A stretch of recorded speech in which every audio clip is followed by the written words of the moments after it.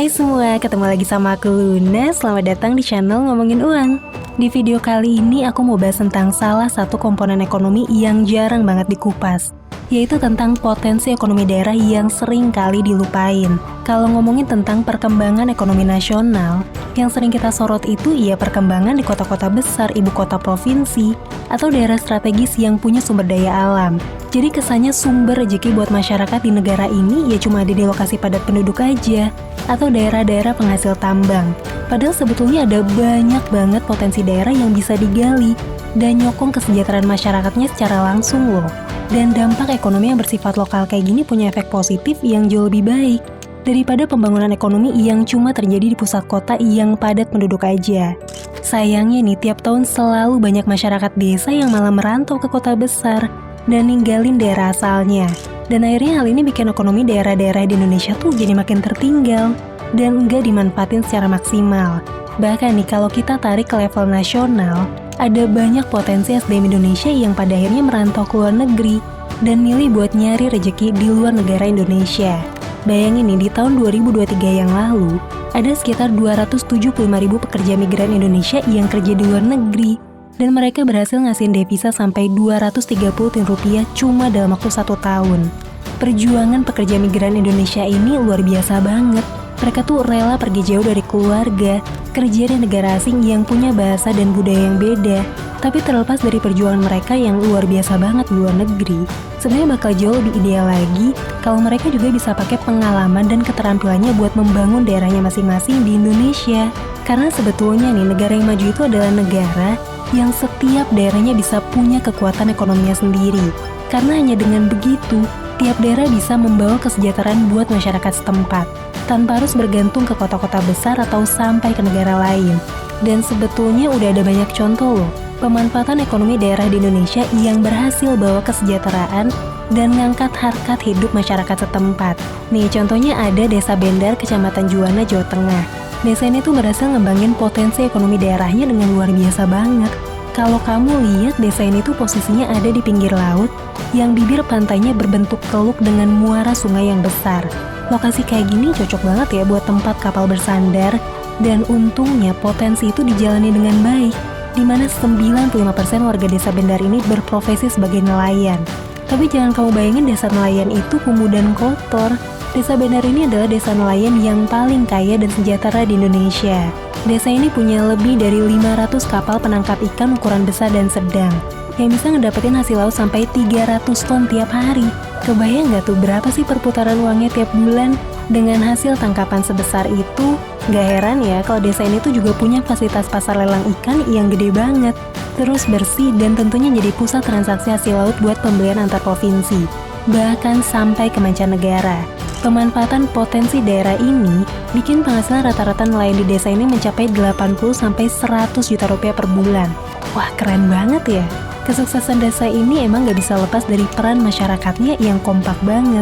Mulai dari nyari pendanaan perbankan sebagai modal buat beli kapal-kapal besar, saling ngedukung antar sesama nelayan, ngebangun pasar lelang ikan yang bersih dan profesional, sampai buka restoran seafood sebagai perpanjangan nilai tambah dari hasil laut yang mereka hasilin. Nah, itu tuh baru satu contoh menarik yang bisa kita lihat.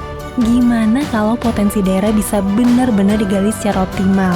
Dan kisah semacam ini tuh nggak cuma terjadi di sini aja loh. Misalnya cerita dari Desa Ponggok di daerah Klaten, Jawa Tengah. Awalnya desa ini tuh dianggap sebagai salah satu desa termiskin di Klaten. Tapi dengan bantuan dari pendanaan desa dan para akademisi yang ahli, mereka tuh berhasil nih manfaatin potensi daerahnya berupa sumber mata air jadi objek wisata unik yang berhasil narik puluhan ribu wisatawan tiap bulan. Dari kepala daerah sampai masyarakat setempat kompak nih buat promosiin wisata ini di media sosial.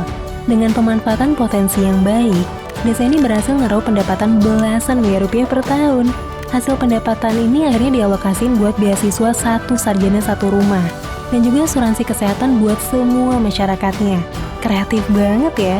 Cuma dari sumber mata air akhirnya bisa bawa kesejahteraan buat masyarakat. 2 contoh tadi adalah bukti bahwa sebuah daerah yang jauh dari pusat kota sebenarnya tuh bisa punya potensi yang bawa kemakmuran di daerahnya.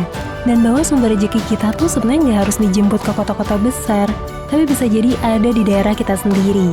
Sekarang coba kita bayangin deh, Andai aja di tiap kabupaten kota ada 10 desa yang bisa maksimalin potensi daerahnya, bayangin berapa banyak tenaga kerja yang bisa diserap, berapa banyak UMKM yang berkembang, dan akhirnya bisa jadi poros ekonomi yang bawa kesejahteraan buat masyarakat. Karena sebetulnya kemajuan daerah itu nggak akan berhenti di situ aja. Kalau ada daerah yang berhasil, kemajuannya tuh bakal buka kesempatan baru buat daerah-daerah sekitarnya. Misalnya ada satu daerah yang sukses nih jadi lokasi wisata. Otomatis ia bakal banyak UMKM yang jualan di sekitar tempat itu. Dan rezeki itu terus nyambung ke supplier produk-produknya, ngalir juga ke pegawainya, saudara-saudara pegawainya, dan masih banyak lagi yang bakal dapetin dampak positif dari ekonomi daerah. Sayangnya harus diakuin kebanyakan daerah tuh belum bisa nih ngangkat potensi-potensi daerahnya. Penyebabnya tuh bisa jadi macam-macam, mulai dari dukungan pemerintah setempat, keterbukaan terhadap akses pendanaan, adanya pelatihan-pelatihan usaha dari pihak yang lebih berpengalaman, sampai kekompakan masyarakatnya buat bisa amanah dalam ngembangin usahanya dengan jujur, gotong royong, dan berpikiran maju. Sayangnya nih, kondisi ideal kayak gitu tuh jarang gitu bisa terrealisasi. Misalnya dari aspek pendanaan aja, di era modern kayak sekarang tuh masih banyak loh orang-orang di daerah yang belum tersentuh sama layanan keuangan dari perbankan. Bahkan nih, Indonesia tuh nempatin peringkat keempat sebagai negara dengan masyarakat yang belum tersentuh layanan perbankan. Padahal akses layanan perbankan adalah salah satu aspek penting sebelum ngembangin potensi desa. Karena dengan layanan perbankan, masyarakat desa jadi bisa punya akses pendanaan yang aman. Bukan dari rentenir, lintah darat, atau tengkulak.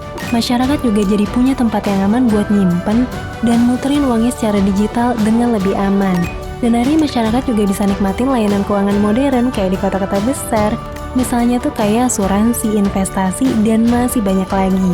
Nah, tantangan ini emang masih jadi PR semua elemen di negara kita.